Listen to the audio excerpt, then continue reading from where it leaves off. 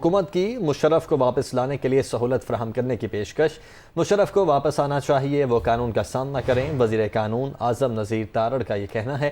Justice قاضی فائز عیسیٰ کے خلاف دائر ریفرنس واپس لینے کا مطالبہ کرتا ہوں۔ آزاد عدلیہ پر لٹکنے والی تلواریں ختم ہونی چاہیے، صدر سپریم کورٹ بار احسن بھون کی جانب سے یہ کہا گیا۔ جبکہ اعظم نذیر تارڑ کہتے ہیں کہ آئندہ کابینہ میں جسٹس فائز کے ریویو کو پرکھنے کی گزارش کروں گا۔ اہم خبر آپ تک پہنچا رہے ہیں۔ حکومت نے پرویز مشرف کو واپس لانے کے لیے سہولت فراہم کرنے کی پیشکش کر دی ہے۔ اسی بارے میں مزید تفصیلات جان لیتے ہیں۔ ہمارے نمائندے محسن اعجاز ہمارے ساتھ موجود ہیں۔ محسن، آگاہ کیجیے گا اس سے متعلق۔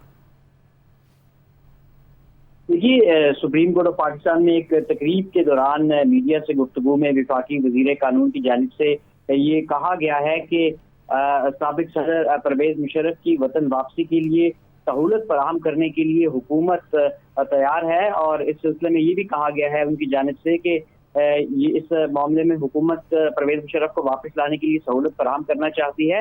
ان کو سزا ہوئی تھی، وہ واپس آئیں اور عدالت ان کے معاملے کو دیکھے۔